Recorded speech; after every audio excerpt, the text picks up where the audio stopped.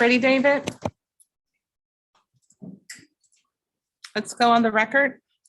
This is 2021 CR 1916, the state of Texas versus Christian Ramirez. Attorneys, please make your announcements for the record.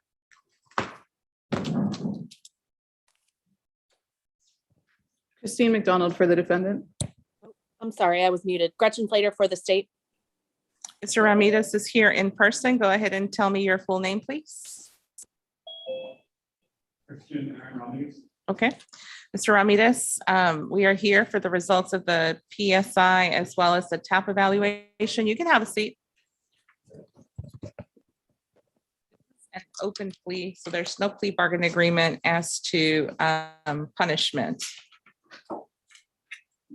State, do you have any witnesses in opposition of the application for deferred? I do, Judge. Go ahead, call your first witness. Call Trooper Garza.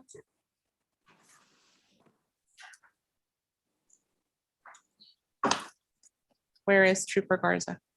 It said Jeremiah's iPad. Oh, okay, there you are.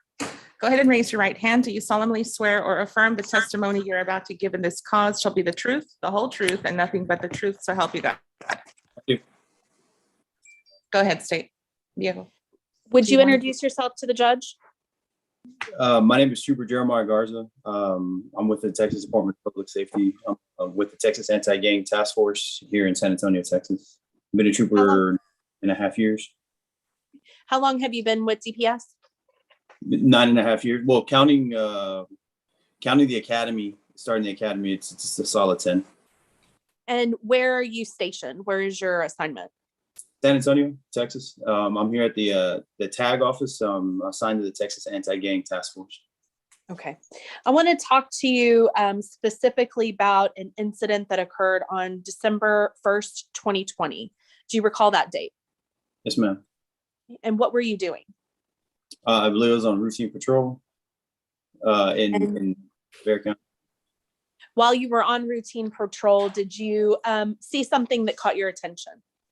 Yes, ma'am. I believe it was at that Shell station right there on 410 and 90. Right there, there's a little Shell station there. And as I was parked at the pump, a car drove right on the access road and drove on the sidewalk. His right two tires, the right passenger front and back. He went up on the sidewalk and then came back off. And what did you think when you saw that?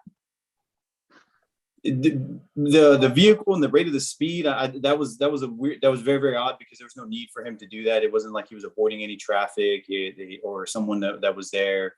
It was very, very light, and he just went over there and did it. At the time, I didn't know it was a male subject. When you saw that, what did you decide to do? Actually, at that moment, I got onto the access road in an attempt to catch up to run the license plate and initiate a traffic stop. Then what happened? So before I could actually run the license plate, I got up on him, turned on my lights, and he started taking off. From the best of my recollection, he was on the access road, and then he got onto 90 West, if I'm not mistaken. And you said he took off? Yeah, he accelerated his speed, disregarding my my lights, and I believe I had my siren on at different times.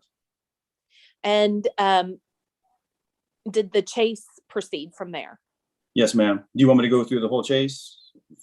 I just want you to give a little summary for the judge of the speeds and the individuals that were endangered by that chase. Yes, ma'am. We got on the I-10, 90 westbound, the main lanes of 90. We increased his speeds. Speeds got into the hundreds. He hit the improved shoulder, then onto the access road. Then he came back on multiple times. His speed was faster than mine. I had to play catch up in an attempt to, and what ended up actually allowing me to catch up is there's a turnaround on 90 and 1604. And when he did it, his speed was so great that he struck the it's a guardrail, but it's the end of the guardrail, and he strikes the guardrail, and I come up right there behind him, at which point I figured the chase is going to be over. He reverses and goes. We go on the access, we turn around on the turnaround and then head back 90 eastbound back into town, away from 1604. He's accelerating his speed. He's all over the road. He gets 90. I want to believe he got over 100 prior to that. I want to say he did it again as we were going through. I can't remember. I just remember his speed was reduced because of the crash, the first crash.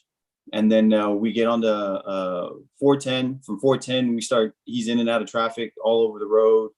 He's pulling away from me. I saw that he exited Bandera Road.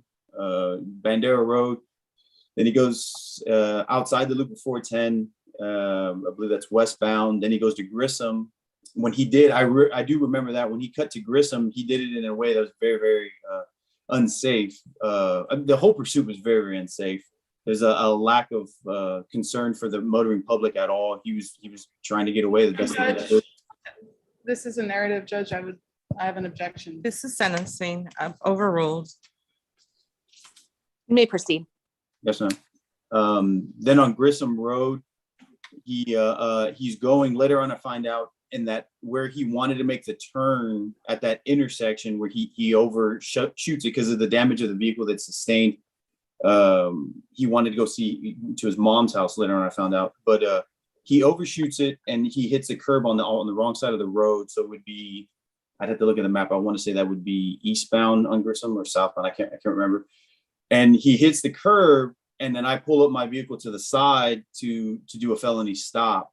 I want to say I remember going to open my door to conduct this, and that's whenever he reverses and strikes my vehicle, and he turns slightly into my vehicle. And after he does this, he accelerates on the wrong side of the road of Grissom, and I pull up side by side, and I use my vehicle as a tool. At that point that he struck my vehicle, 100%, I was in fear of my life.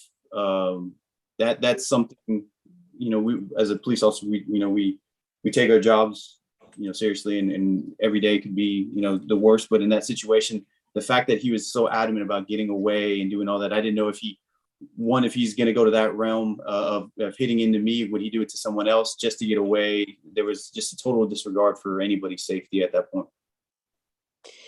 And what time of day was this? It was during the day. I believe it was around noontime, somewhere around there. I'd have to look exact time. Okay.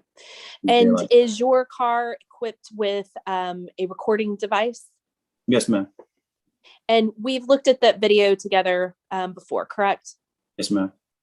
And it's an accurate recording of what occurred during that chase and crash and ag assault, correct? Yes, ma'am. Your Honor, state would offer State's Exhibit 2, the video that Luis brought down to the courtroom earlier today. Any objections? Have you tendered that to the defense? Yes. States 2 is admitted.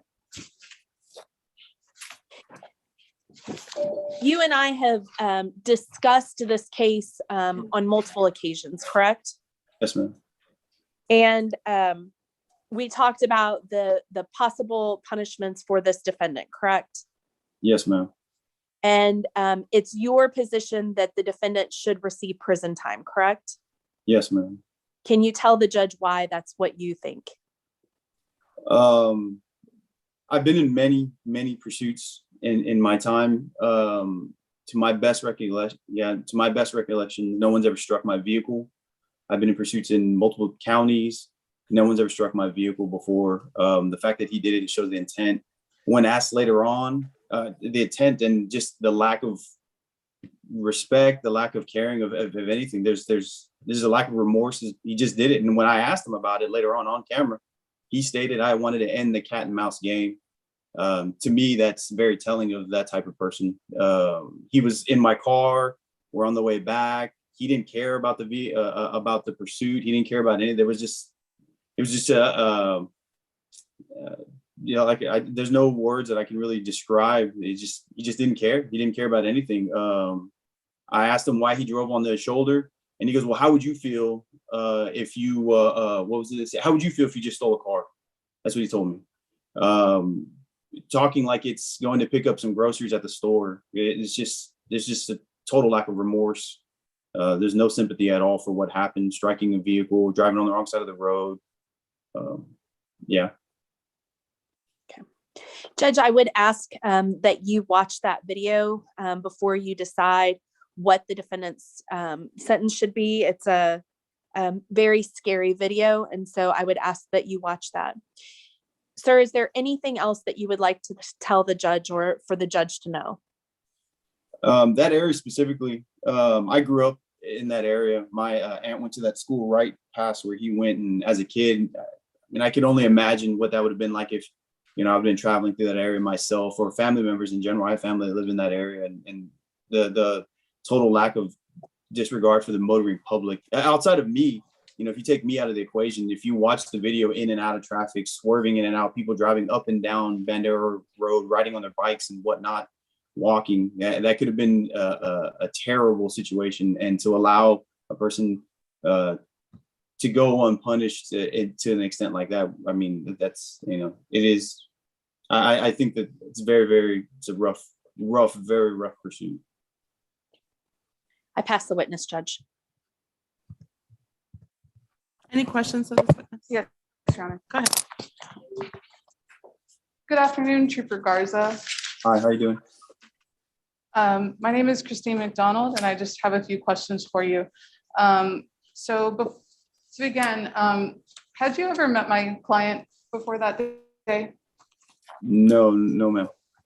So you're not familiar with his childhood, No, ma'am. and you're not familiar with any medical issues he's had growing up? He did state some things. I can't remember exactly what. I can't remember if it was bipolar or what. He gave me a brief history of not in great detail. Trooper Garza, do you know anyone, maybe a friend or a loved one, who has suffered from substance abuse or addiction? Yes, ma'am. And would you agree with me that someone who is suffering through that has an illness? Someone suffering from addiction has? Oh, yes, Yes. yes, 100%. Yes, ma'am. It's been recognized as an illness today, correct? Yes, ma'am. Okay, and people who are suffering through addiction aren't always in the right state of mind, are they? Correct. And do you believe in rehabilitation? Yes, ma'am. Okay, and do you believe that there are treatment facilities that can help address people who have these addiction issues? Not to the point where it's referring to the cost of human life. No, ma'am. I do not. I don't believe they have to be there. Was anyone injured that day, Trooper Garza? The lack of human remorse of possibly causing injuries is what I'm referring to. No one actually getting injured. No, thank God that no one was. That's a great thing. But rehabilitation centers is for the illness, from my understanding, that they don't have rehabilitation centers that will give a person remorse or not try to potentially put other people in harm to that extent. Are you familiar with how substance abuse affects criminal thinking? To an extent. I'm not an expert. No, ma'am. By no means. Do you know what moral recognition therapy is? No, ma'am, I do not. Were you aware that that's something that could be offered to my client if he were to receive deferred adjudication? No, ma'am, I did not. And did you know that that type of therapy specifically addresses people who have trouble with criminal thinking and is used to address on how to deal with those issues? Okay, I don't, in my personal opinion, that if you're asking my opinion or what's the exact, do I know? I was asking if you were aware of that type of therapy. No, I do not. I did not know that. And going back to my question, and I'm not trying to negate any of these facts, but no one was injured that day, correct? No, ma'am. Okay, and you were able to drive your vehicle after that incident occurred, weren't you? No, if I'm not mistaken, yeah, you know what? You're right. I was able to drive it. But I limped it away and then I ended up getting it repaired. Okay, so there was some injuries, but it was drivable. Fair enough? Correct. Okay, and you actually took my client to his mother's house to drop off his luggage after that? Yes, ma'am. And he sat in the front seat of your vehicle? Yes, ma'am. And and during that time, did he ever tell you about any losses that he had recently experienced? I remember he was talking about how he wanted to see his daughter. And if I'm not mistaken, is that what you're referring to? He wanted to see his daughter and Comcast. I can't remember where he wanted to go. And then no one would take him to go see his daughter. So that's whenever he was at the gas station, I believe on Marbach. And then he saw the guy get out of the car and he jumped into into the vehicle. Were you injured that day? No, ma'am. And since that day, have you spoken to my client? No, ma'am. He sent a letter, I believe. Okay, he did. So you did receive his letter. Yes, ma'am. Okay, and do you have any idea what he's doing now? No, ma'am, I do not. I'll pass the witness, Judge. Okay, No any more other questions, questions? Judge. No, Judge. Okay, thank you. Is the witness excused? No, well, no, because he wants to do a victim impact statement as well. I understand. All right, no problem. Okay, any other witnesses state? None from the state.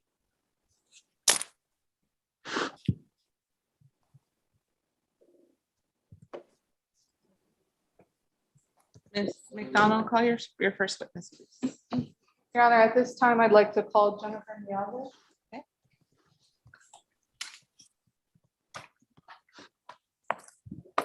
And Judge, just to make sure that this goes smoothly, I've emailed the state some photographs that I intend to introduce into evidence. Would you like me to approach to Elmo or is my email? Yes. Okay, thank you, Judge.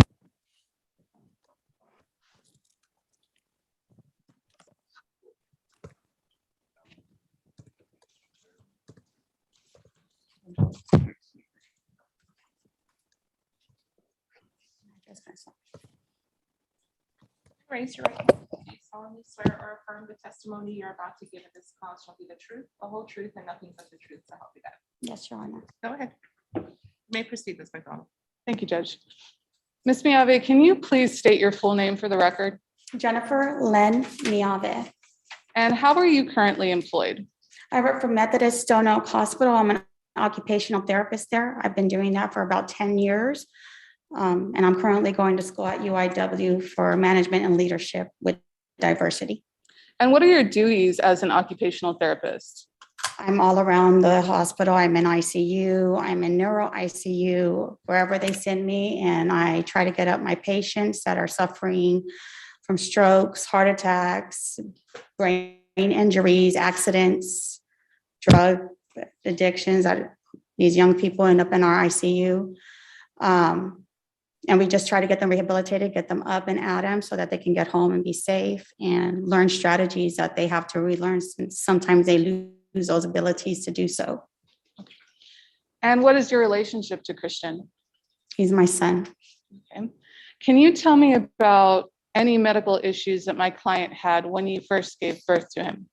Yes. When Christian was born, everything was supposed to be normal. On the day I had him, they didn't let me see him, and there were some complications going on. And from there, they took him away to assess him, and he ended up having a cleft palate and parabens syndrome. And the cleft palate is when your mouth is underdeveloped, your mouth is too big for what you have, and you have trouble breathing, also feeding, which that was very hard for me. He started to choke a lot. So they had to put a G tube in as well. And eventually they had to put a tracheotomy in him, which he had for quite a while. I also had a nurse because I was young myself. And without my parents, I probably wouldn't have been able to do it all. I was 17, going to be 18. And I had a nurse that would go Monday through Friday from 8 to 5. And she would help me to care for him and teach me strategies because there were times that his trach would come out or his G tube, and I'd have to be trained to put it back in. He was in and out of surgeries because some of them failed and some of them worked. They had taken some cartilage from his ears to put up on the palate up on top, and that came apart when I brought him home. So I had to go in there and cut it with scissors to bring the flap off and take him to the ER again. He had a G tube, and another time I took him to the ER because he started to bleed out of his mouth and out of the tube. And it's because they had accidentally put an adult G tube in him, and he was only a baby. So that caused a lot of scar tissue in his tummy. And all the surgeries and all the failed ones and all the in and outs caused a lot of scar tissue in his mouth. He took it from his stomach too, as well, since the cartilage from his ears failed. They had to take it from his fat, like in your abdomen. So they put that on top there, and it was supposed to grow all the way, but it didn't. So it leaves a little tiny hole in there. And as you grow and you develop, and we grow as adults, your whole body is moving. So you have speech impediments, which he dealt with all his life. Yeah. So it's been a lot of in and out. I've lost count on all the surgeries. Okay, I'm going to show you some photographs. You just bear with me. Judge, I can't hear Miss McDonald very well. If you want it on the record, you have to carry the mic with you, Christine. Okay, I have it, Judge. I'll keep it close. Can you show me again? Zero.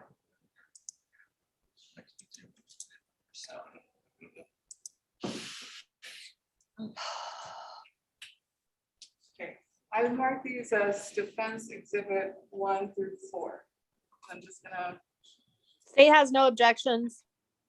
Your Honor, at this time, I'd ask for defense exhibit 1 through 4 to be entered into evidence. So State has no objections. admitted. Yeah, but can you tell me what we're seeing in this photograph right here? That's me still in Driscoll Children's Hospital in Corpus Christi, and they moved me to an area where I can learn to take care of him. Okay. And I guess, and this photograph? Still in ICE, we moved from NICU and we went onto the floors, and he still was not able to come home. So we lived there for quite a few months at a time. And is this an example of how he was fed as a child? Yes. And can you please, was this after one of his surgeries as well? Yeah. He had a lot of surgeries growing up. I think the last one he's had when he was 17, I think. We're supposed to go back. This is after one of the surgeries, so his mouth is still a little swollen.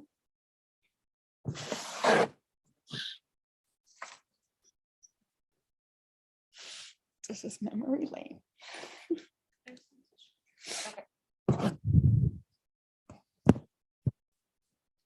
Excuse me, I'm sorry.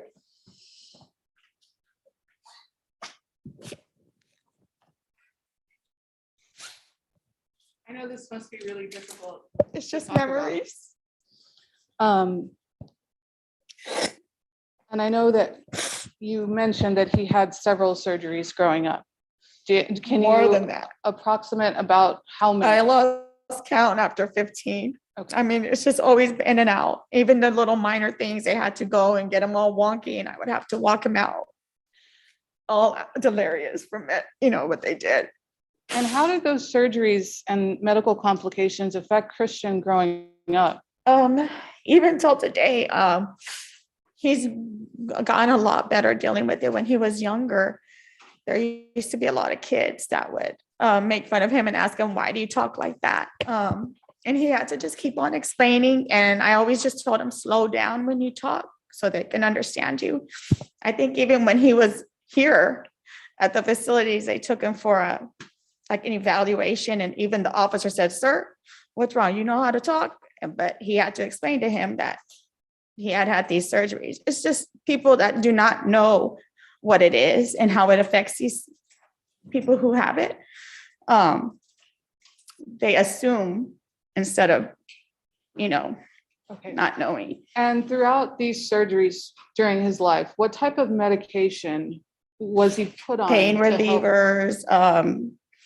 There were so many, and I was young myself. At that time, I really didn't know all of them. because there was stuff for the scar tissue, for his eating,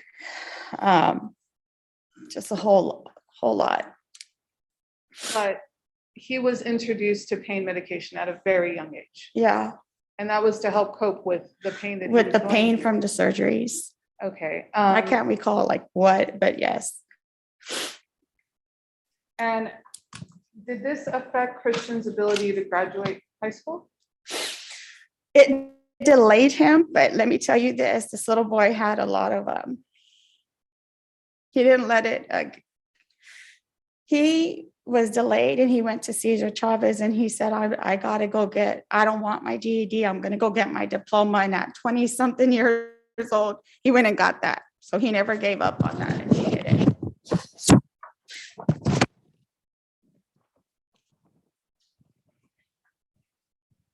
Okay, Ms. Miave, I'm going to show you another photograph.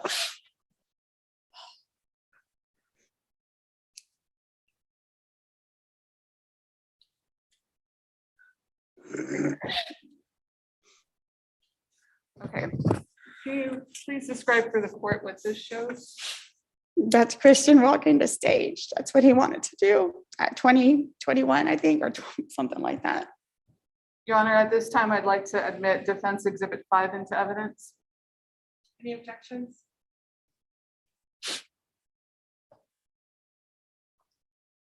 Any objections? Sorry, state any objections? Oh, I'm sorry, somebody muted me. No objections. State, Defense 5 is admitted. Ms. Miave, what was it like to see Christian achieve this after all of his struggles throughout his childhood? I just saw motivation and determination, and he just didn't give up. And he knew even that walking that stage at that age, not a lot of people will do that. They're either going to drop out or they're going to get their GED. But no, he was very adamant and he did it without embarrassment.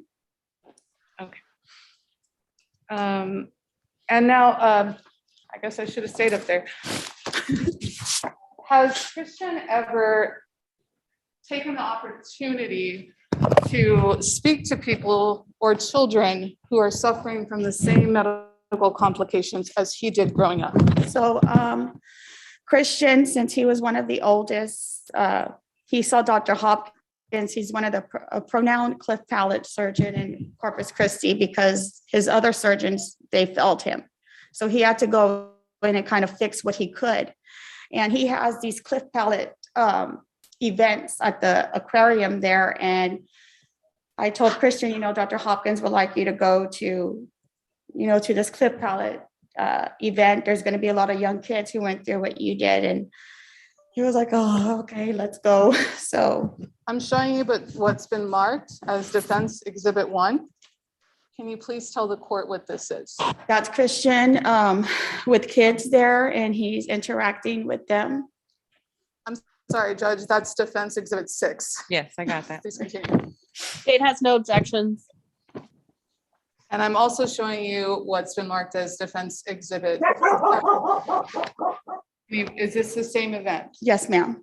And I'm sorry, I interrupted you before. Can you please elaborate on what that event was? Yeah, a lot of kids that are suffering from cleft palate, whether it's outside of your mouth or inside of your mouth, and Dr. Hopkins has worked with them. He does these events to show them a good time away from surgeries, away from the medications, away from the hospital.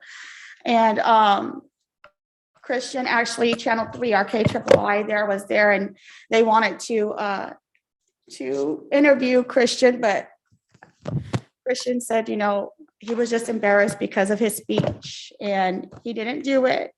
But he really just talked to all the kids, don't worry about what anybody says as you're growing up. You're going to be strong and you're going to get through this. Just motivating them and knowing that don't let anybody get you down, because everybody's going to try to knock you down, but you have to keep on walking. And I know, when did you first notice that Christian might have a drug problem? Actually, for me, it was really hard to see. I just noticed changes of behavior, maybe at around, we lost my mom in 2015. Mhm. And we all went through some things, and that's when I started really noticing it. My mom, it was unexpected, and she was our rock. You know, it was just me and my sister and our kids and my dad. And Did Christian grow up living in their household with you? we all lived with him. So he was very close to his grandparents. While I was being young and dumb and growing up myself, they were there taking care of him, the honest truth. Okay. And once you maybe started suspecting, what did you try to do to help him? Well, at that time, I probably didn't address it like I should have. I just kept on answering, questioning him and trying to be strict and watching what he would do. And I really didn't see it as bad. What other losses did Christian experience last year, which may have led to Well, this? we lost my dad last year in November. We lost mom November the 20th, and we lost dad November the 6th. And but my dad prepared us a lot more, I guess, because he knew that we couldn't take anymore. So we were a little stronger. But not a few days after that is when all this stuff happened. Okay. What was Christian's relationship like with his grandparents? Camping trips. My dad and him and my nephew Elijah, they were inseparable. I mean, us three girls would go on our camping trips and the guys would go to their camping trips. It's something that we did all the time, everywhere. The KOA parks, Gardner. It was our thing. When my dad got sick, Christian would take care of him a lot too and help him with his insulin and stuff when his eyes got a little harder, and watch him. And was Christian's father actively involved when he was growing up? In and out. He probably wasn't there for maybe one of his surgeries. Would you say that Christian viewed his grandfather as Oh, definitely. the father My figure? dad and my mom were, while I was growing up, they were his parents. I mean, I was his mother, but they were they were there. And that same month that his grandfather passed, Christian suffered another loss, didn't he? Yeah, he had a friend that hung himself. He went over the apartment thing and hung himself. So, And that occurred close in time to the passing of his grandfather. right. And at that point, were you looking for options on how to help him? Oh, yeah. And I found San Antonio Recovery, and I'm going to tell you this, that I've actually referred patients that I've seen now in this hospital to them. So based on your own employment, you knew where to turn when Christian needed help. Right. And do you remember when he first went to, when was he admitted into San Antonio Recovery Center?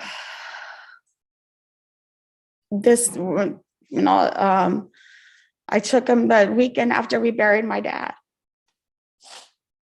How long did Christian receive services through San Antonio Recovery Center?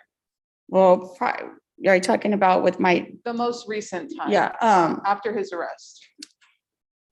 he didn't I dropped him off and he didn't last. He was withdrawing and he left, walking.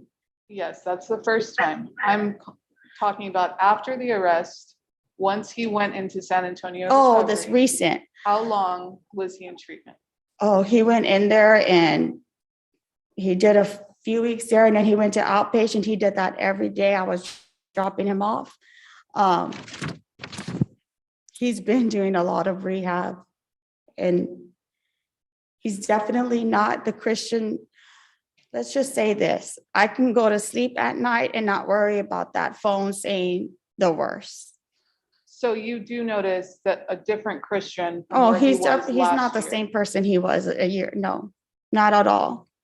Just so you know, Ms. Miyagi, there's a they're recording, so we need to make sure not to Yes. talk over each other, okay?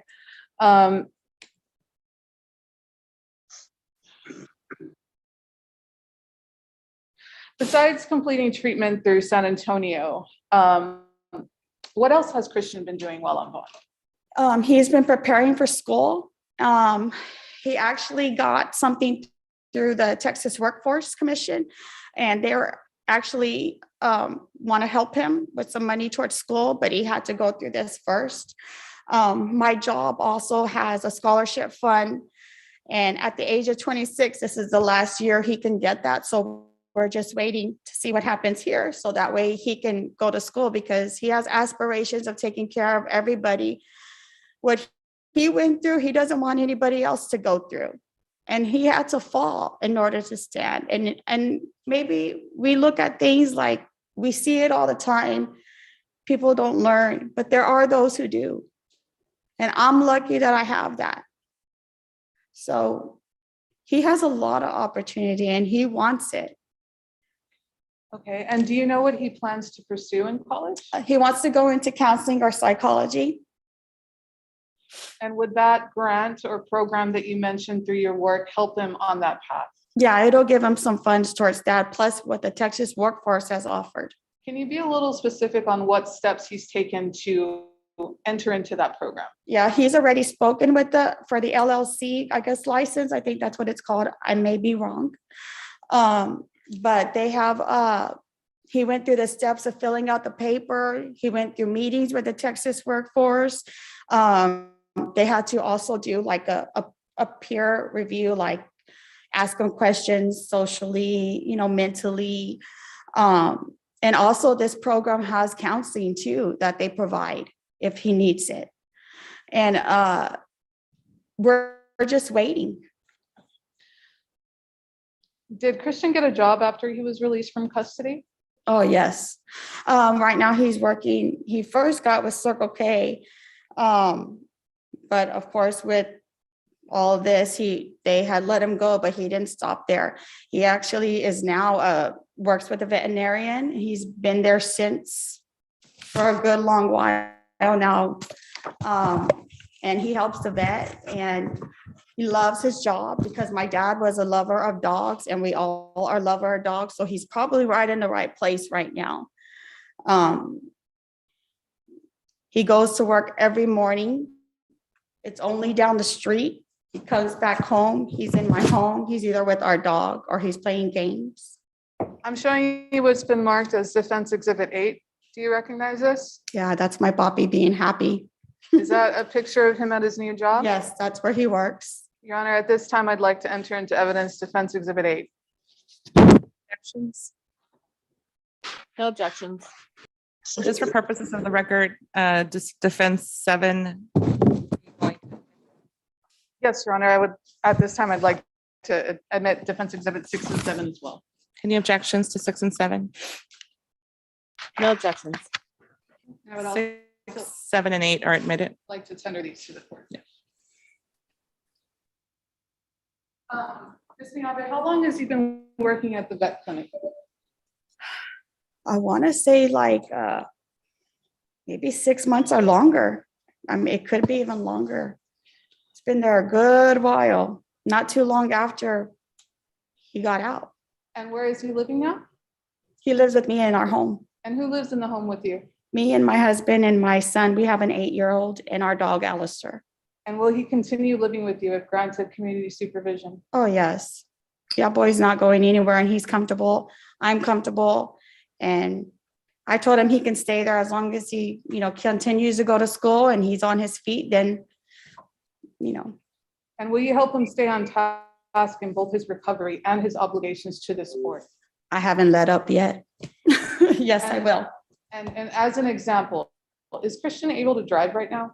No, I've been taking him and we also lift back and forth. We probably have about $2,000 that we've used within lifts. throughout the time he's been out. How much do those lists cost to go back? It and forth? depends, 20-something dollars, $12. If he went to go get his driver's license or ID, that was another like $15, $20, and that's forward and back. So all my receipts, I'm probably at almost $2,000. Has that been a financial strain on your family? Yes, because I'm trying to go to school myself and I have no financial aid this year, so I'm paying it all on my own at UIW. Ms. Miave, can you please tell the court why you believe Christian deserves community supervision? Because I can say that for the first time in my life, I don't feel that fright at night at 1 o'clock, 2 o'clock in the morning, knowing that, feeling that Christian was going to be dead somewhere, to be honest with you. Now I go to sleep at peace. I know he's in the home. He calls me now. He's with our family things. He plays with the dog and my son on the jumpy and in the pool with the dog. He's back to my Chris. He's with his family. And before I didn't have none of that. I didn't sometimes know where he was. So I know. And if you were concerned about your son, would you have been honest about that today? Definitely, without a doubt, because I don't want him to end up, I don't want him to be 6 feet under. I'll pass the witness, Judge. State, any questions of this witness? Yes, Judge. So I just want to get a little bit better idea of where y'all were living and when. So he was born in Corpus Christi, correct? Right. And when did you all leave Corpus Christi? I've been here for about 6 years.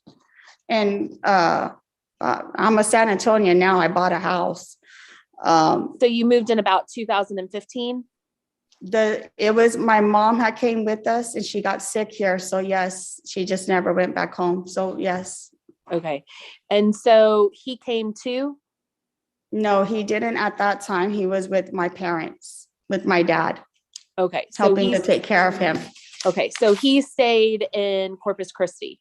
with your Right. dad. Okay. Right. And did you know he was getting in trouble a lot there?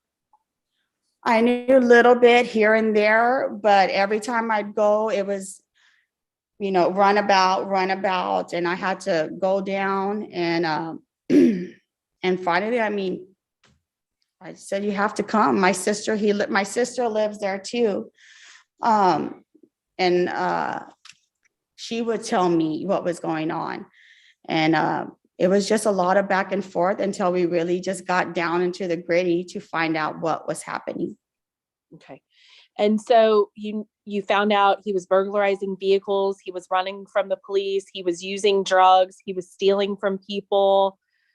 You found out about all of that and that he was arrested for a felony possession of a controlled substance. Right. Okay. And so your solution was to move him to San Antonio. Right. Okay. And then he got arrested several times here as well, correct? He was back and forth with this girlfriend, and it was just a lot of, I can't even explain. It was just a lot of back and forth until finally they kind of split. And then from there, that's when a lot of things were happening with my dad. So Does he have a child with that girlfriend? he has no children. Okay. And so he has a theft conviction, correct? I believe so. And have you watched the video of the I've watched it. I've watched it. How did that make you feel? Sad because I know that's not my Christian, and I know he wasn't in his right mind. Okay. If you had been that trooper's wife, how would you feel? I would feel afraid too. I feel afraid for everybody, but that was not him. He was going through withdrawals. He's a completely different person now.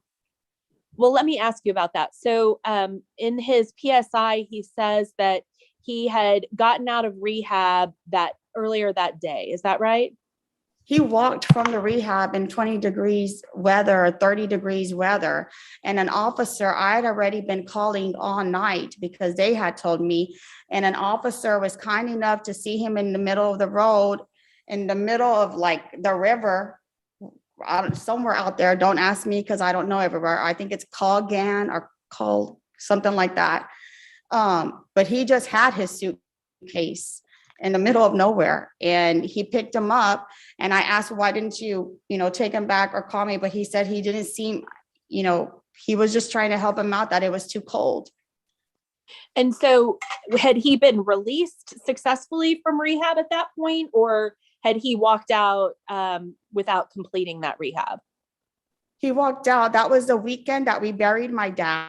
And on that Sunday, I brought him and checked him into the rehab on Monday. I believe it was Sunday or that Monday. And he didn't last long because of the withdrawals. But And that was over a year ago. But don't they deal with those withdrawals at rehab?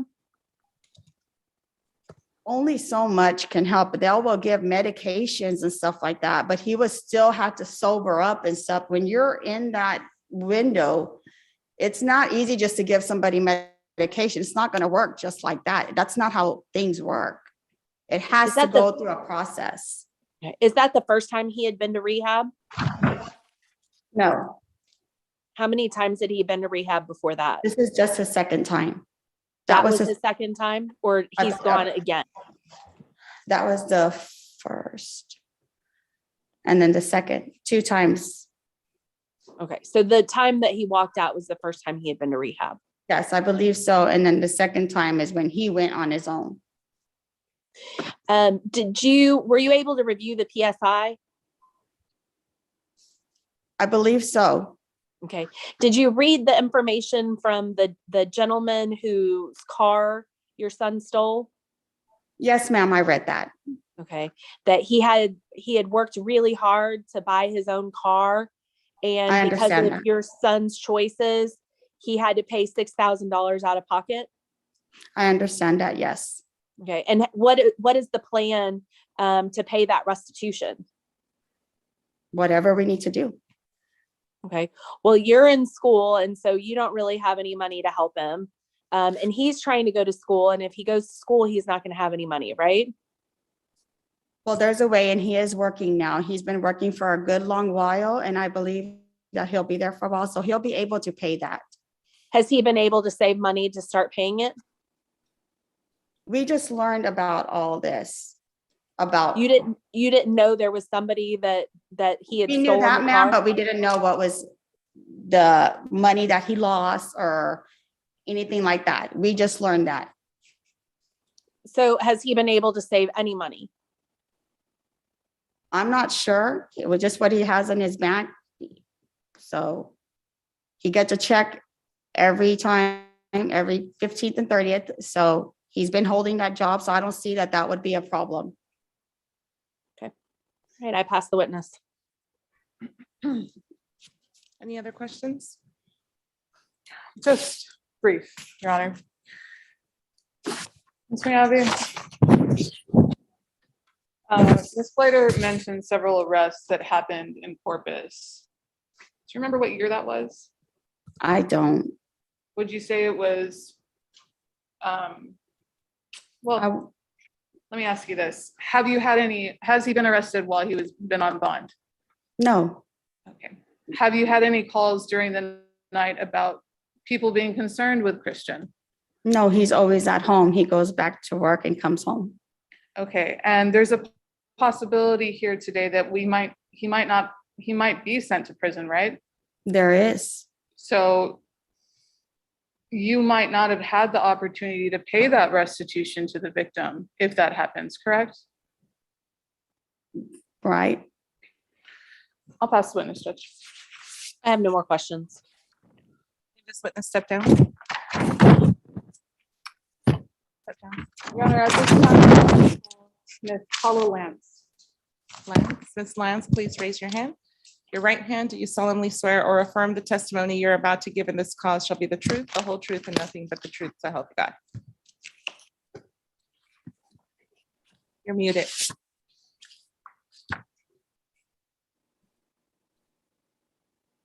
I do. Thank you. You may proceed, Ms. McDonald. Thank you, Judge. Ms. Lyons, can you please state your full name for the record? I'm Paula Lance. And how are you currently employed? I'm a counselor at San Antonio Recovery Center. Can you briefly describe your training and work experience? Sure. I've been in the field of substance abuse about 10 years. I originally worked at the Haven for Hope downtown in the recovery dorms in the IHRP program. I worked there for like 5.5 years. After that, I transferred to another organization called Sober Recovery. I worked there probably for about almost 3 years. And then I've been here with SARC, San Antonio Recovery Center, for 2 years. So during that time, I've worked with hundreds, maybe at least hundreds and hundreds of addicts and alcoholics. I've done a lot of one-on-one counseling. I do groups, just whatever clients need, that I've helped them with. And what licenses or certifications do you have? I am licensed by the state of Texas through the State Health and Human Services to be a licensed chemical dependency counselor, and I'm just at the end of my internship. And in your experience working with people who have an addiction, is it common for individuals to experience setbacks? Absolutely. Absolutely it is, yes. And have you also experienced people who are successful despite those setbacks? Yes, I'm one of those people, I can say that. Yes, ma'am.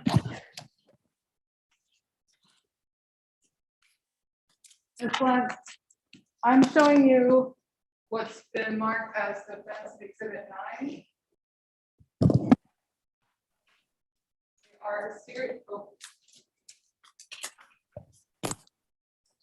It's a series of documents, 488 pages. I'm about to put them in the screen in just a second, okay? Okay.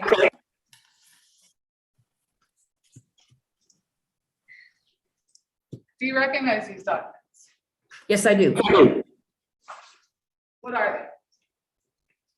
Excuse me? What are these documents?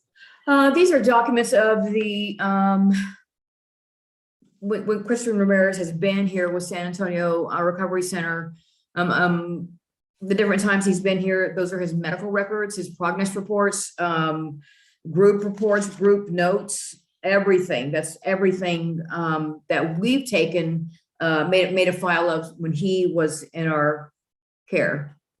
Are you a custodian of records of San Antonio Recovery Center? I am, yes, ma'am. Were these medical records kept in the regular course of business? Yes, ma'am.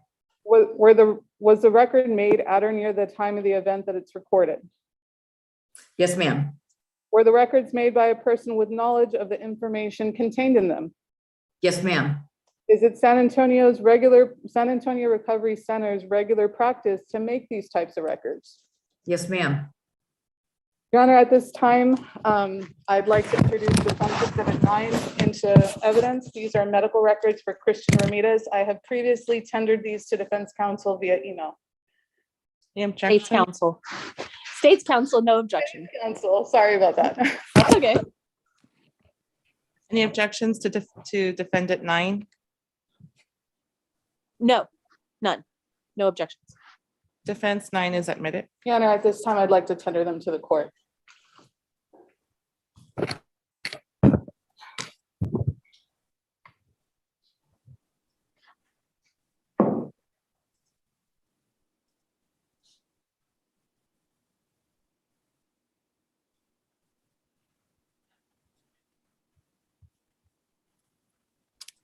Oh, there we go.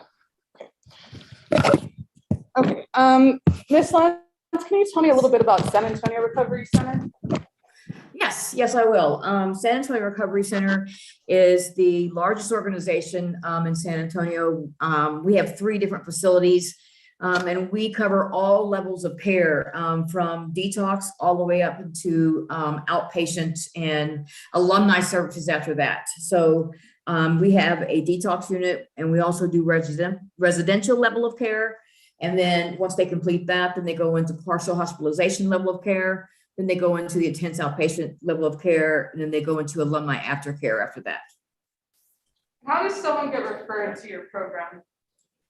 A lot of ways, doctors, psychiatrists, the courts, families, loved ones, anybody, you know, they can look us up on the internet. There's a multitude of ways. Do you remember how Christian was referred? Offhand, I do not, and I'm looking through the records and I do not see. I know, I don't know who originally referred him. I'm sorry, but I don't know that. Well, let me ask you this. Once someone's referred to San Antonio Recovery Center, what's the next step? Who do they see first? So they would speak to admissions, and then they would speak to a licensed chemical dependency counselor to do an assessment to determine what stage of change they're at and what level of care that they need at that time. And at that point, do you come up with a treatment plan for them? At that point, they're admitted into treatment, and then once we meet together, we look over the assessment, we do another tool, we use another tool called the biopsychosocial.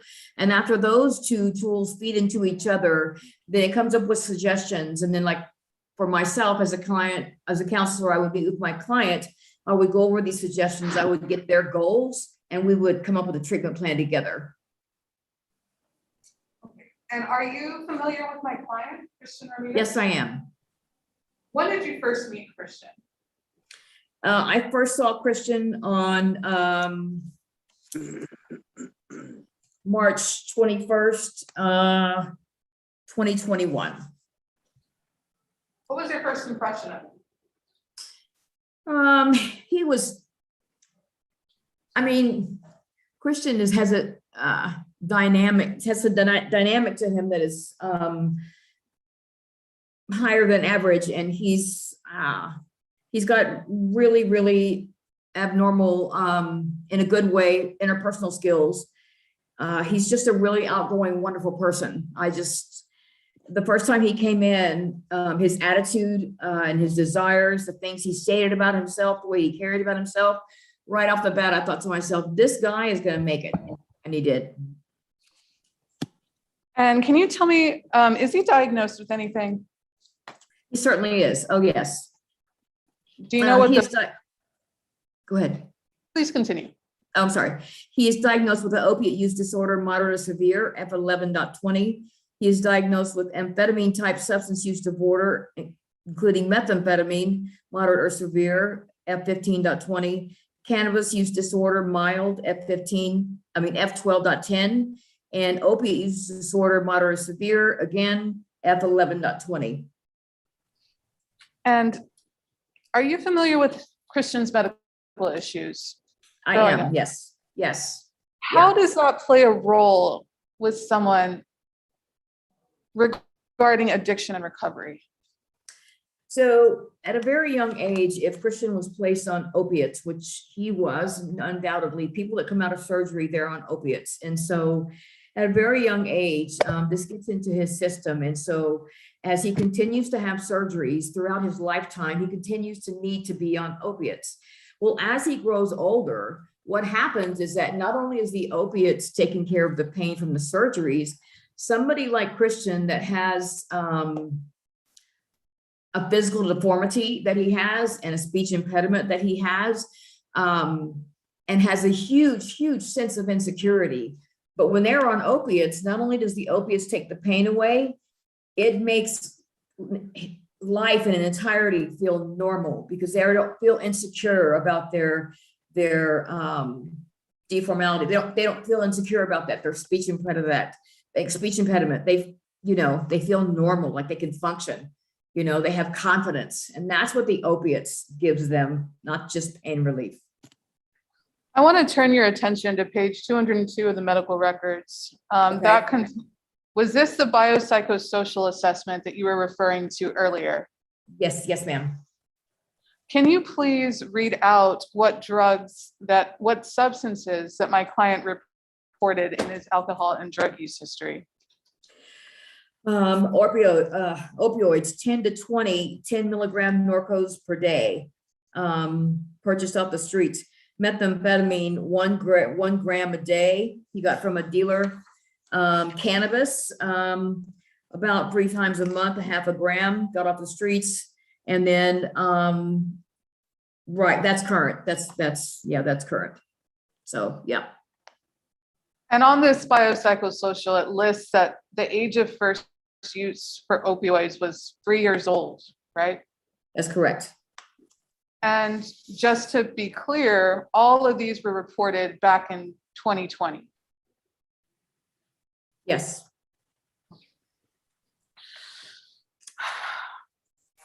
Is it common for people who are dealing with maybe an addiction to opioids or painkillers to turn to other narcotics?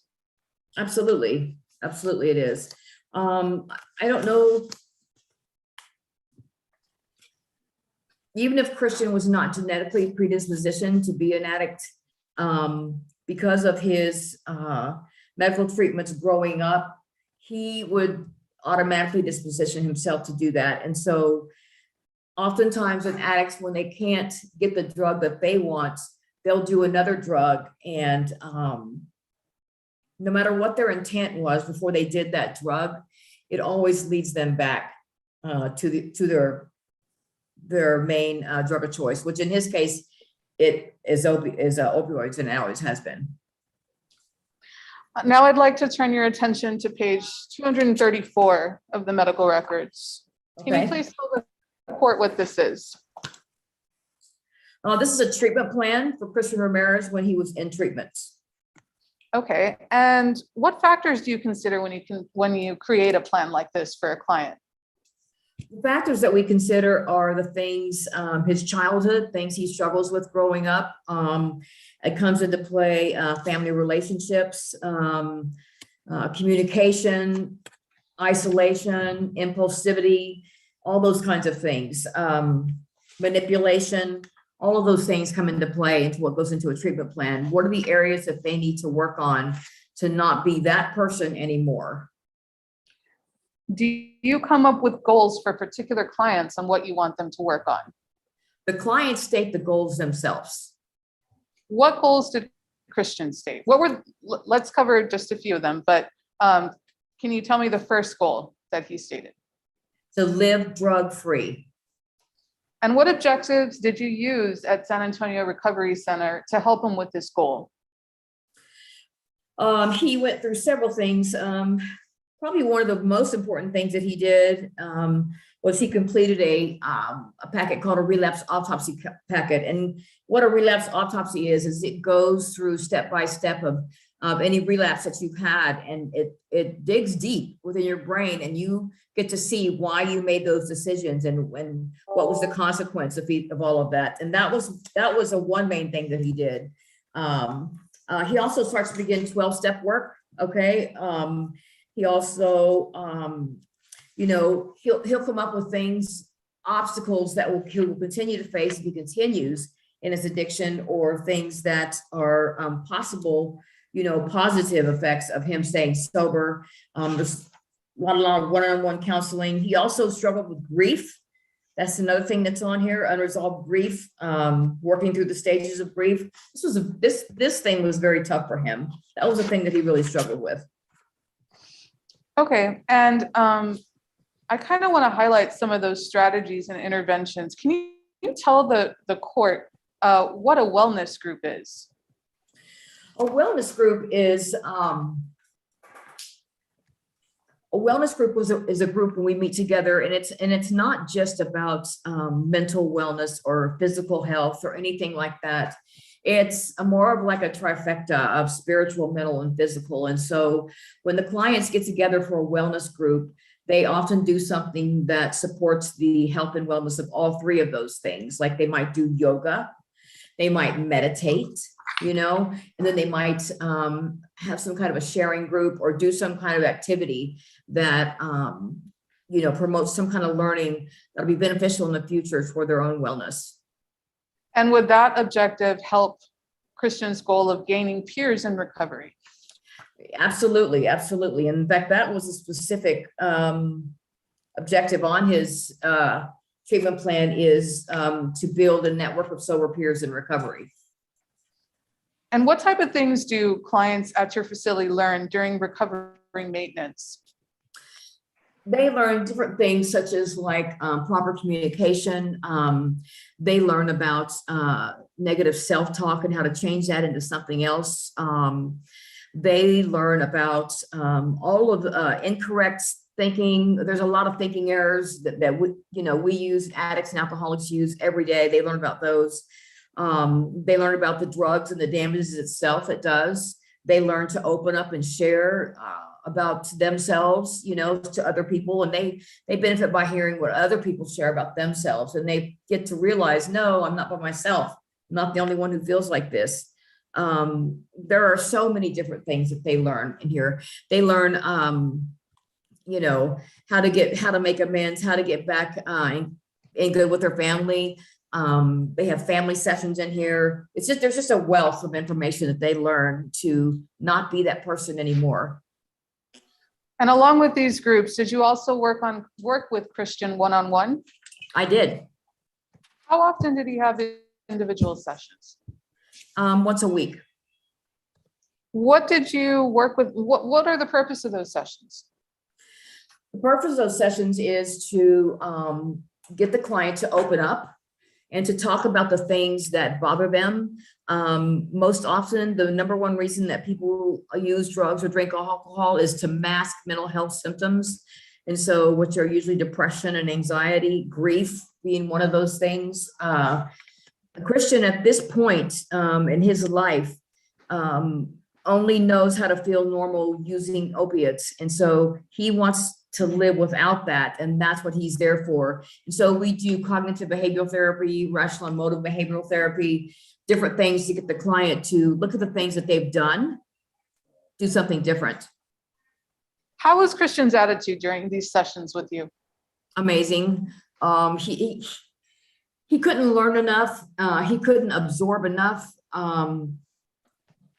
His interpersonal skills were so great that other clients would approach him, because they felt comfortable with him, because he would engage them. He's just warm and welcoming to everybody that he comes across. You can't not like him. I mean, you can't, And was this the same attitude he had during group sessions? Absolutely. Yes. Yeah. Christian always spoke up. I'm sorry. And in group, if there was dead space when no one was talking, he would close that gap and he would share, and the group would kind of come back to life. And would that encouragement from Christian help others in that group? Without a doubt. Yes. He opened up and they opened up. In fact, a lot of the things that Christian opened up about his insecurity growing up with his speech impediment and with his deformity, it caused a lot of other clients to feel free to speak about things that they went through, even if it wasn't that. The total lack of security that he had growing up, it allowed a lot of other people to speak that of themselves, and they normally wouldn't have felt comfortable to do that unless he would have spoken like that. Would you describe him as a leader? Absolutely. Yes. Yeah, absolutely. And how long was Christian in inpatient treatment at San Antonio Recovery Center? So the first time that he came in on 11/27, which was apparently right before that accident, he was there for just those 3 days. And then when he came back in, it looks like he came back in March, and he continued inpatient treatment all the way up until he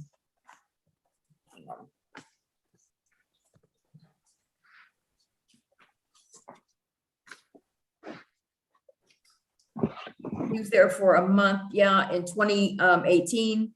And it looks like in 2021, it looks like he was there for probably almost 2 months. Can you describe a day in the life of someone in inpatient treatment at your facility? Sure.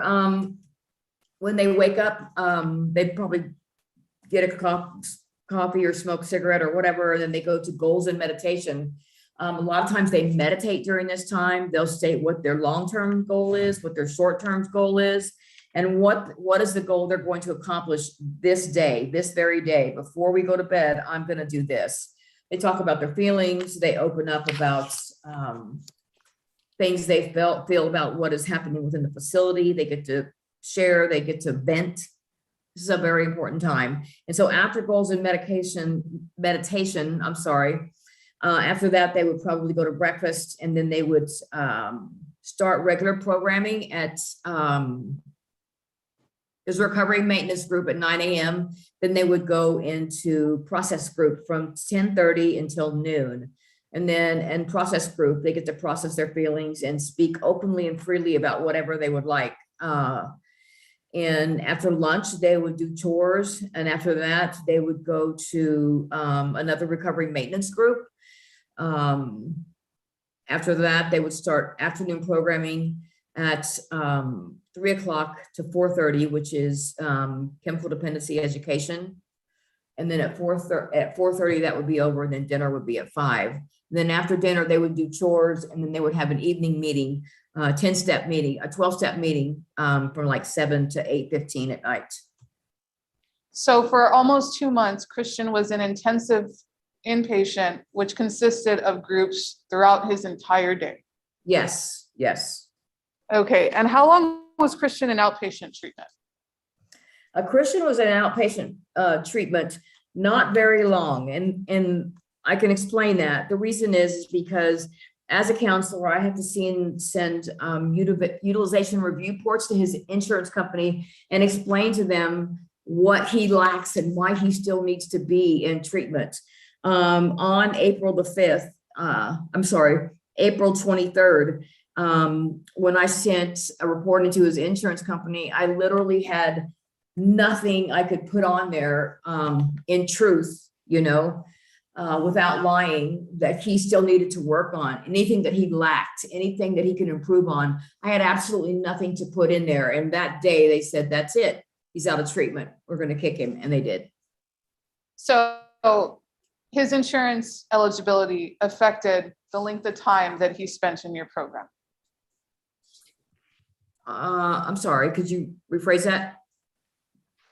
He was no longer covered through his insurance. Right. Yes. And had to leave your program. Absolutely. He didn't have a choice, right? And that was because he was doing so well. Exactly. So well. I probably never had a more successful client in the amount of time that he was there. I never had a more eager client. I wish there were more people like Christian. Okay, and how long, what does outpatient treatment look like? Is it as intensive as inpatient? Yes, it's called intensive outpatient. And so what it is partial hospitalization treatment is from 9 a.m. to 2:30 in the afternoon, Monday through Friday for 18 sessions. And then after that, there's 18 sessions of intensive outpatient, which is 3 hours a day, 3 days a week, Monday through Friday. And they would go in there and they would have intense process groups and chemical dependency education group. And did Christian attend all of these sessions? Yes, he did until he couldn't, till they wouldn't allow him to anymore. Was he actively engaged in these sessions? Absolutely. Probably more than anybody there. Ms. Lance, are you familiar with the stages of change? I am, yes. Can you briefly describe that for the court? Sure, I sure can. Stage one is pre-contemplation stage of change. And this is somebody that is actively using and doesn't see that they have a problem. They have no time in sobriety whatsoever, nor do they see the need for sobriety. This is somebody that is out in the middle of their mess using every single day. And they don't think it's a big deal whether they go to treatment or not. They don't even see it as a necessity. That's stage one, pre-contemplation. Stage two, contemplation. People become aware of personal consequences of their addiction and they spend time thinking about it. In this stage, the addicted person may be open to some discussion about the consequences of their addiction. However, they're going to remain ambivalent toward the concept in general. Stage 3 is preparation. And during the preparation stage of change, people have made a commitment to make a change. Clients will unconsciously attempt sometimes to skip this stage and go directly into taking action. But during this stage, this is when the client gets prepared, okay? They get empowered to be able to go into stage 4, action stage of change. In action stage of change, people know they have the ability to change and they're actively involved in staying sober. And then finally, we have stage 5, which is the maintenance stage of change. In maintenance stage of change, the client learns to successfully avoid triggers and other temptations that would lead back to active addiction. People in this stage tend to remind themselves of their progress and build community supports that reinforce their recovery goals. To ensure ongoing recovery, they stay active in the recovery community and in their individual chosen recovery circle. This is somebody that stays sober and they do what they need to do to stay sober long term, which is the stage he is currently in. If I understand right, that he's been sober since he left and hasn't got any positive urinalysis. He's living at home and working. Christian is in the maintenance stage of recovery.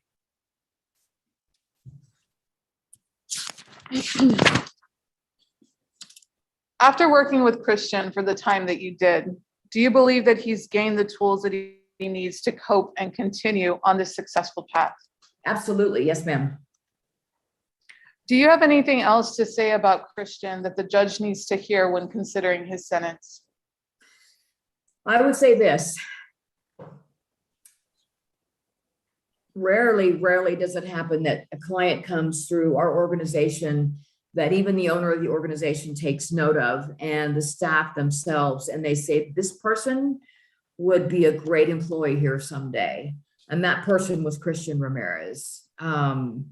He was positive. Other people that came in, nobody came in that had the deformity that he had or the speech impediment that he had. Yet he was more positive and more engaging than anybody else that was there. No one had the trials and the things that he had to overcome, but yet nobody had the drive and the positivity that Christian did. He's just a remarkable and amazing young man. Not only that, he gave his life to Jesus Christ, and I know that he is very strong in his faith. I know that he walks every single day trusting the Lord in every single thing that he does. That's all I could add about Christian. He's amazing. House witness, Judge. Any questions of this witness state? Yes, Judge. So on page 156 of the medical records, I'm trying to get back to it. Hang on.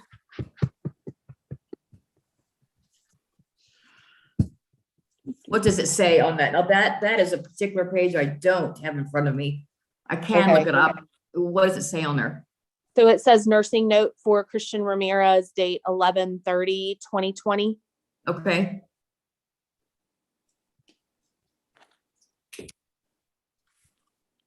Yes, So ma'am. on this is when he was inpatient in detox, correct? That's correct. And you don't just, when someone's in detox, you don't just throw them into a room and let them sweat it out, right? Like you give them medicine to help them detox, correct? Yeah, we do give them medicine to help them detox. That's correct. Right. Okay. And if someone is experiencing like really bad effects, you guys are you have medications, you have the ability to deal with those things, right?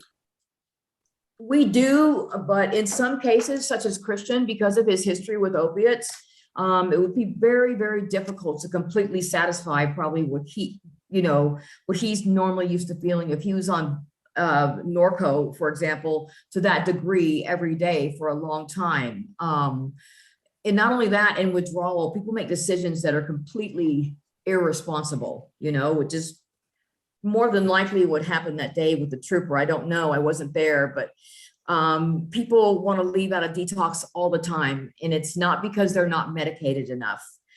People want to leave out of detox because they're miserable. you know? And just because you're medicated doesn't mean that you're not miserable. So, you know, that's completely normal. And so it says on there that he was frustrated because he was not getting what he wanted. He was sneaking phone calls over the weekend before his 72 hours. He's not to use his phone until Thursday. Text even said client told him he was going to hang himself in the back porch with his belt. They told him that if he left, they were going to call the police, and he decided to leave anyway. Right. That's what we do. When someone leaves the facility out here, we call the police to stop them and do a wellness check. And that's exactly what happened. So Okay. yeah, that's all of that is completely normal. Yes, ma'am. Okay. And so you mentioned earlier that he is given urinalysis. He's tested to see if he's still using. Is that done by you or through pretrial? I don't, when he's our facility, we make sure that he's still clean all the way in inpatient and all the way through outpatient. We make sure that he is not using, and he never did. He never gave a positive UA except for the UA he came in to detox at. Okay.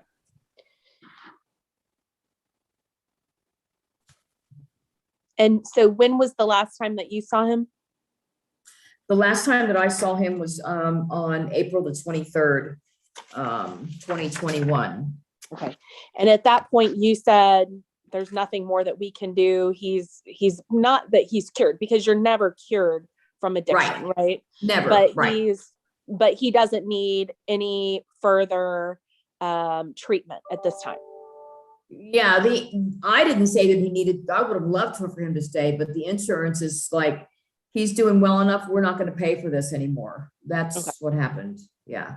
And back to Pretty the common, right? urinalysis. So I guess the urinalysis that whatever the court's been giving him since that time, or he's never had a positive urinalysis, so I can see. Okay.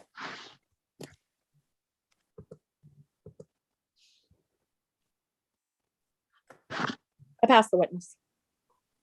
I just have one brief question, Judge. Go ahead. May I use the medical records briefly? Yeah.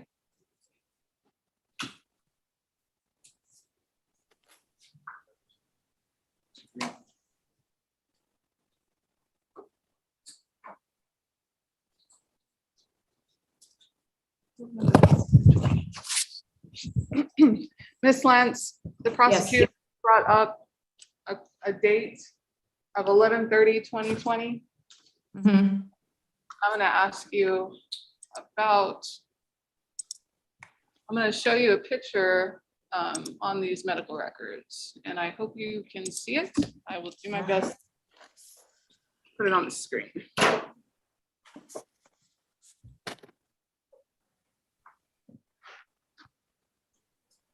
The set of, well, let me begin by asking you this. The set of medical records that you gave me, that included all of his admissions to your facility, correct? That's correct, yes. See this on the screen? I can see it, but it's very difficult for me to read. What page are you on, Christine? Can you tell us? I'm on page Oh. 1. What'd you say? I'm Pre-admission sorry. screening. Okay, Can you read the date on that, Ms. Lance? I cannot, unfortunately, and I'm sorry about that. I don't know how to Yeah. make the box What bigger. page are you on, Christine, so we can look them up? Page 168. Okay. Okay, so I'm looking at a pre-admission screening for Christian, and that's about halfway through these records. This is the second time that he was admitted to the facility, correct? Correct.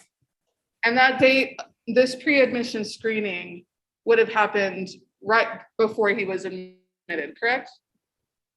Yes, or the day of, yeah. And this is dated March 21st, 2021. Yes, ma'am. So the date that Ms. Flater mentioned to you was not during this second successful discharge at your facility. No, absolutely not. That's when he left against medical advice in the middle of detox. You know, we're not going to medicate somebody so that they feel high. We're going to medicate them so they don't go through withdrawal.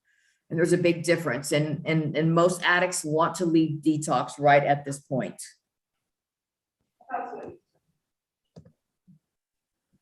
Any other questions of this witness? Oh, sorry, I didn't hear. No, no, Judge.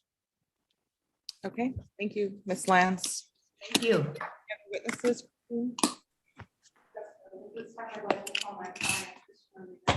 Okay, he can testify from there. You can say, yeah, you can testify from there. Raise your right hand. Do you solemnly swear or affirm the testimony you're about to give in this cause shall be the truth, the whole truth, and nothing but the truth, so help you God? You can take your mask off. I need you to speak into that small square mic, please. Go ahead, Judge, Ms. can the cart be turned so that we all can see him? Oh, yeah.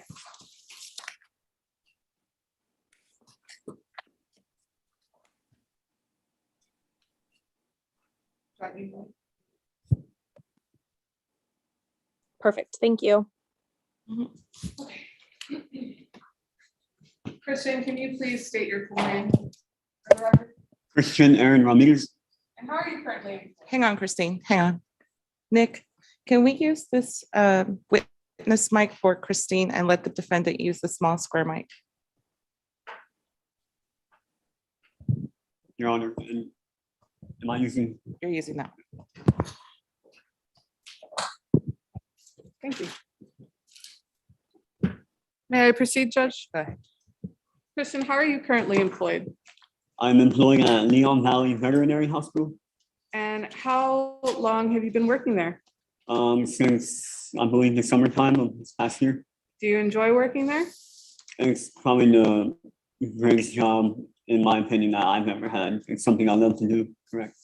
Is that something that you're considering as a career choice? If I'm not able to do my LCDC or psychology counseling, this is my number two option. Why do you want to go into counseling? Because I know what it's like to have an addiction, have grief, disabilities, depression, anxiety, and make choices that aren't in your own, mindset to do, that you wouldn't normally do, and be out of your characteristics. And I want to help people before they get to that point, before they end up in the position I am in today. And because of that, did you try enrolling in school while on bond? Yes, ma'am, I have. Your mom briefly talked about that, but can you tell me your experience with that? Yes, actually, Ms. Paula Lance referred me over to, forgive me, I can't remember the name of the school, but it's an LCDC school that I wanted to get into and to do my career choice. And I met with the owner there, a teacher over there, and we had a Zoom meeting and everything like that. And he told me the process, what I need to do, how much it would cost, all that good stuff. And that's where I got in touch with the Texas workforce, because I was also referred to talk to them, because they would be willing to help people who actually went through addiction and are now doing that LCDC. So it kind of came together in a good way. But at this moment, my I would say advisor at the Texas workforce told me we kind of have to wait it out until after this trial, because if I get convicted and it's on my record, that's something I will not be able to do. So you're on pause as far as school at the moment. Correct. Do you intend to continue pursuing a higher education should you be placed on community supervision? Most definitely. Before working at the vet clinic, did you have another job? I was employed at Circle K. What happened with that job? So I was there about a month, I would say. And when I had my interview, I told my employer at Circle K that, this is what I'm going through right now as far as court, because, the background check and all that good stuff, and drug test. So I did all that. And I told her, this is what I'm going to have on my record. And she said, okay. She kept me. And as far as, legality, I'm not sure how this goes, but she let me work for almost a month because how great she saw in me of working for her. and the hard work that I did because she didn't put in my background report until almost a month after, which finally, and we both knew it when she did that they would have to let me go. So they eventually did, and you know she's pretty heartbroken. We got really close during that time for just meeting each other, and you know she wrote me she could barely even tell me goodbye. She wrote me a little letter on the keyboard when I last clocked out to that job. Okay, so it looks like you left on pretty good terms with your last Oh employer. yes, ma'am. How's your relationship with your employer now at the vet clinic? It's amazing. I get along with the doctor there very well. All my employees we're very close. You know, I started out just as a receptionist, and I've never had this type of job before. I've done all kinds of work, but specifically this. But he gave me a chance, and now I'm cross training into technician work to where I'm giving the dogs and cats their shots, their vaccinations, helping with the surgeries, all that good stuff, and it's So very admirable. So it sounds like you rose pretty quickly in that position. I would say so. Is there plenty of opportunity to grow at that clinic? Oh yeah, definitely. Now, Christian, I know that we have a lot of positive things going on right now, but I'm gonna ask you about some difficult times in your life, okay? That's fun. What was it like growing up and constantly having to have these surgeries? It was annoying, I guess, to say the least. It wasn't, my preference to be doing that, but I had no choice. It wasn't. I would miss a lot of school growing up because of all my surgeries. Sometimes I'd be out for a week at a time. Because I needed to have the surgery, be in the hospital for a couple of days, and then be home for a couple of days. And it affected. I would go to school with let's say a patch on my wherever they took scar tissue from, and random my voice would be changing up all the time because they were trying to close certain. I have what you call a hole in the root of my mouth that we were trying to close for years, the longest time, and I had doctors who messed up on the surgery and made two of them and bigger. So it just kept going back and forth, and it didn't let me do certain things that I wanted to do. Like I was never supposed to play sports. I ended up going. I was in boxing for almost 7 years. Wow. And I remember before every physical, the doctor would ask me, because I have the scar on my neck, he'd be like, are you good? And I would tell him, yeah, I'm ready to go. And so. So it sounds, it definitely affected your school life. How did it affect your ability to have friendships and form relationships with your peers?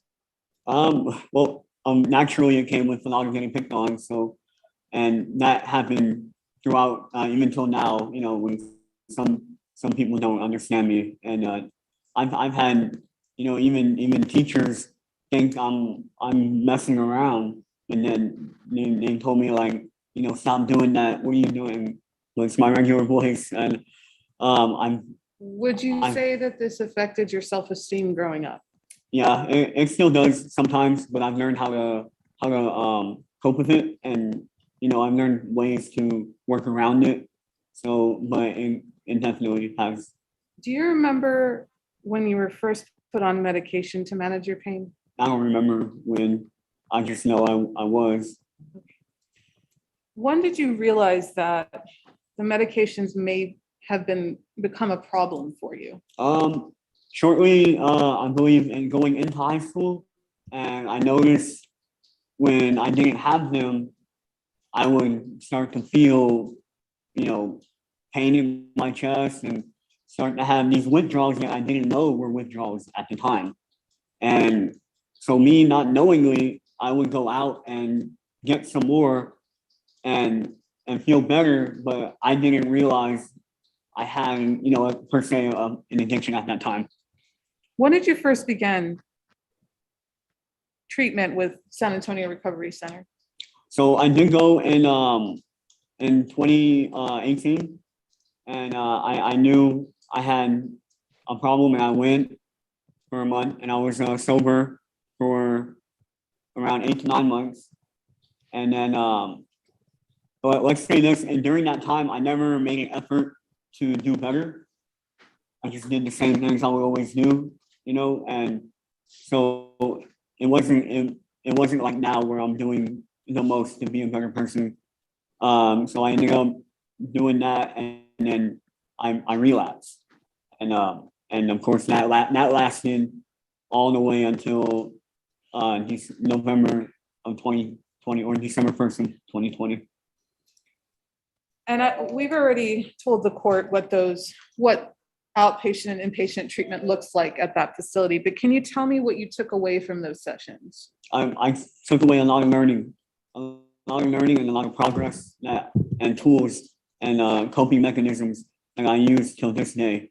And I even put a review on Google for SARC because I'm just extremely grateful for everything that they helped me with, and you know, made me believe that I am a better person than what my actions say. Now, I'm showing you what's been marked as defense exhibit 10. We can't hear Judge, you, I can't- Christine. I can't hear. Oh,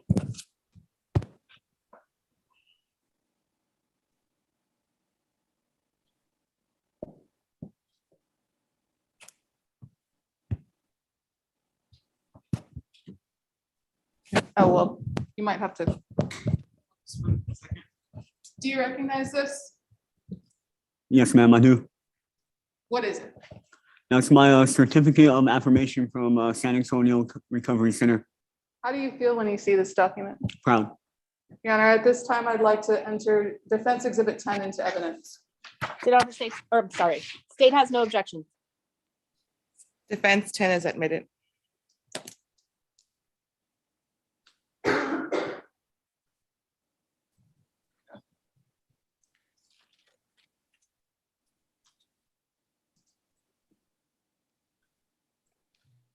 Okay, and besides this last successful discharge, do you know how many times you've received services from San Antonio Recovery Center?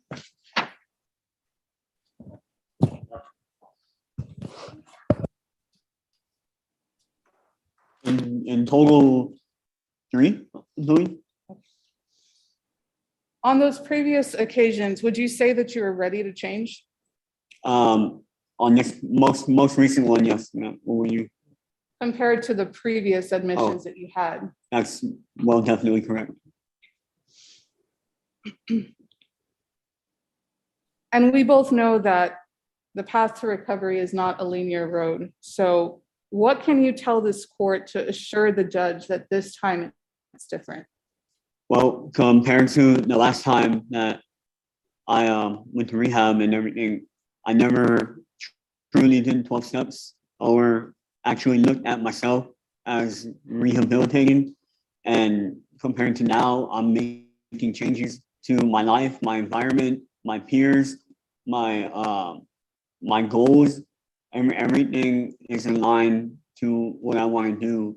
And it's almost like I felt this calling from what happened on December 1st and throughout until now. And now I feel like I've never had this fire and desire in me that I've never had before to go and help people and follow my career choice and help the people that struggle with this disease and get in trouble and go through things that, you know, it's not hard for anyone. You know, if anyone were to go through it, it's just not easy, but there is ways you can get out of it. And I believe I've found my calling, and I'm praying that I can do that. And Christian, when was the last time you used narcotics? Wherever date it says I went to rehab November 27th, I guess. November of 2020? Yes, And how are you feeling now that you're clean? I feel great. I'm past to where I haven't even had a craving or any type of, you know, trigger I've just been, living calmly and making the best decisions for me every day. Okay, and you know why we're here today, right? I do. What do you have to say about your actions on December 1st of 2020?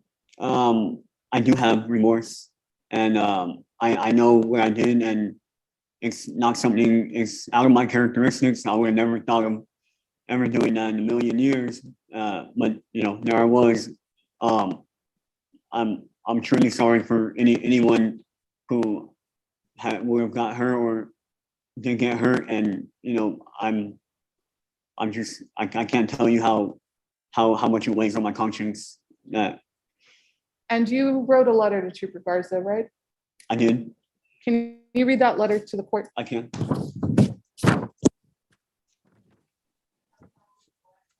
State, do you have a copy of the letter he wrote the trooper?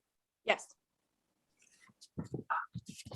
Trooper Garza, I want to start off by saying I am extremely apologetic towards my actions. It was completely out of my character. I was not in the right mindset. The month before you met me, I had lost the person who raised me, my grandfather. It was very unexpected. I did not take it well. Shortly after, my best friend committed suicide. I was deep in sorrow and depression during my life. So during my life, I've had around 20 surgeries for my cleft palate. I was in constant pain, which led me to develop some really unhealthy habits. I was not me. I was lost and going crazy, if you will. I'm 26 years old. I truly pride in being a productive member of society. I've always had a job. I graduated high school and even some college under my belt. I'm hoping you can forgive me and the struggle I caused to the public that day. Since you last saw me, I did some months of time in Bexar County Jail. I got out March of this year, which was 21. I spent 108 days in jail. When I got out, I went to rehab voluntarily at San Antonio Recovery Center. I completed the inpatient program as well as the aftercare. I finished my outpatient program as well. I work at a veterinary hospital full-time, and I'm trying to go back to school from psychology to get my LCDC license. I want to help people who are in the position I once was, so I can try my best to get them out of it before they end up where I am today, facing severe consequences in the court of law. To do that, I cannot have an assault charge on my record, and would be so grateful if you saw that even though I made a mistake, I am trying to be a better person than I once was. I am good people. I try to make the right decisions every day, and thank God that I am still here. My goal in life is to help people like some have helped me. I know what it's like to hit rock bottom and want to save as many people as I can. I can't save the world, but I can do my part. I've been drug-free for quite some time now, and I stay out of trouble. Please understand, I am truly sorry. Sincerely, Christian Ramirez. And do you understand that if you're placed on deferred adjudication, you'll be required to comply with all of your probation conditions? Yes, ma'am, I understand that. And do you understand that you'd be responsible for paying restitution for the damage to the vehicle that you took out of that parking lot? I understand that. That's fine. And are you willing to pay that restitution? Yes, most definitely. Are you confident that you can continue on this positive path and remain sober? I am more than confident. Yes, ma'am. One last question, Christian. Can you please tell the court why you deserve to be placed on deferred adjudication? Yes, ma'am, I can. Your Honor, I'm like I said before, I've never pictured myself doing these types of actions. Any consequences I will face, but I've never had what I've had today, which is the desire to be good. Last how many other times I've gotten in trouble or went to rehab, I never came out and thought to do things that I'm doing now. I really want to progress my life, and going to prison will end this amazing job that I have, will end my school, and I'll have to start my life all over again within whatever time it is. I'm deeply sorry, and I hope you can understand that people do make mistakes, and I know this is a crazy one, but I am a good person, and I can do better for the rest of my life. Pass the witness, Judge. Any questions of this witness? Yes, Judge. Your counselor said that you gave your life to Jesus. Is that right? Yes, ma'am. When did that happen? I would say from being in jail to going into rehab, but I've always been a Catholic my whole life. Okay, was there a moment where you realized you were a sinner and that you needed to give your life to Jesus? I don't understand the question. Judge, I'm gonna object. I don't believe that's an appropriate question. Overruled. Can you rephrase that, please? Okay, was there a moment when you realized that you needed Jesus in your life? I think I've always had that moment because I believe I've always needed him. I want to kind of walk through a few things. So in your criminal history, I guess your first arrest was for burglary of a motor vehicle. Is that right? I believe so. And you were like pretty young, right? Yes, ma'am. You're 25 now, I'm 26. 26 now. So you would have probably been like 18, 19 at that time. I believe so. Okay. And how many cars did you break into? I can't recall. Were you on drugs then? Yes, ma'am. What were you using? Hydrocodones. Where were you getting them? Off the street. And you got arrested several times. So it looks like B&B and evading arrest. So you ran from the police at the same time you were burglarizing cars. And then you got arrested again for possession of a controlled substance, 324 of 16. So you were arrested and you had drugs. And then 710 of 16, you were arrested for stealing. What were you stealing? Do you remember?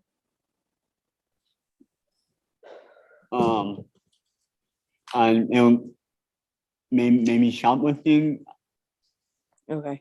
And then another burglary of a motor vehicle, and then another evading arrest, running from the police. And then you got arrested for a felony possession of a controlled substance, 1 to 4 grams, out of, I believe that was Nueces County also, on March 24th, 2016. What drugs did you have then? I'm not sure. Those charges were all dismissed because they were not mine. Oh, the drugs were not yours? Yes, ma'am. That's why the charges were dismissed. Okay. What about in Bexar County when you got arrested with drugs? Those weren't yours either? I didn't get arrested in Bexar County for drugs. Oh, okay. But you got arrested in Bexar County for theft, right? Yes. What were you doing then? That was the shoplifting. Oh, okay. And why were you shoplifting? To sell them to buy hydrocodones. So you stole this vehicle from a convenience store parking lot, right? Correct. Walk us through what you were thinking and what were you doing? Were you high at that time? No, ma'am. I was withdrawing, which is, you can make the same decision. All the decisions I've made and that addicts make is from withdrawing. It's when you're on a drug, you're pretty much okay. You feel like how, I'm not sure how Miss Paula Lamb said it, but it's different. And when you're withdrawing, you go and you do the things that you feel the need to do to get more. Okay. But you remember it, right? Briefly. Briefly or a little bit? You asked me, I remember my mindset. I remember it briefly. Tell us about it. I remember going in to the store where I called my mother, and I called her from the store phone because I didn't have a phone at the time. It was off. And she told me, of course, to go back to rehab. And I hung up, and after that, for whatever reason, I just saw a car on and I took off. Okay. Did you see the guy who it belonged to? No, ma'am. Okay. So you just saw the car and you decided to get in it and take off. Correct. How long after you stole the car did you see the trooper? I'm not sure in the time frame, but I saw him after I made a turn around 90, I believe. Tell us about that. What did you think when you first saw him? I thought, oh man, what am I gonna do? And I kind of just kept going. I was scared. You were scared Correct. because you didn't want to get in trouble, right? Correct. You didn't want to get caught. Correct. And also I was withdrawing. And so you are going, and it's the middle of the day, right? It's around noontime. And there's a lot of cars on the highway, right? There were cars on the highway. Yes, ma'am. Have you watched the video? Yes, ma'am. Did you see all of the times where you almost struck other people's cars? Yes, ma'am. Did you see all of the times where there were people on bicycles that you could have lost control and killed? I did not see those. No, ma'am. Did you see the trooper's car when you struck it intentionally? I did not see his car, and that's why I did not strike his vehicle intentionally. I was trying to move away.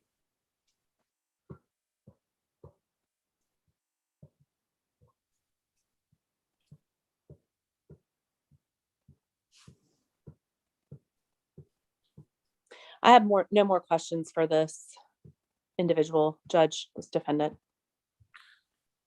No more questions, Your Honor, just argument. Okay.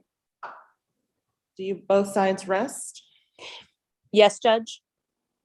Defense rest, Judge. Okay, so just before we go any further, I have states 2 that was admitted and then defendants 1 through 10 that was admitted, correct? Yes, Your Honor. I have exhibit 10 if the court would like it. I'll need them when you're done. And just so you know, I'm not going to make a decision today because I wasn't anticipating having to read 488 pages. So I will take your arguments, or if you want, you can wait until next week. It's up to you. Judge, I would prefer to wait till next week. I also wanted to offer States Exhibit 3, the PSI report, and States Exhibit 4, the TAP evaluation. No objection, Judge.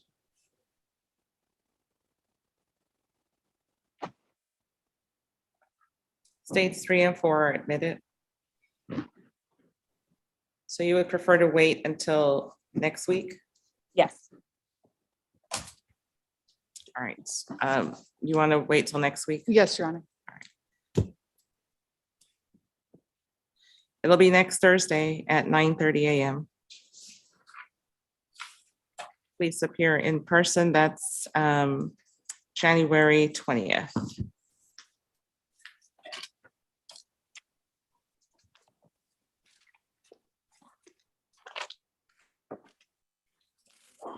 Yes, 9:30 in the morning. May my client and I be excused, Judge? Yes, you're excused.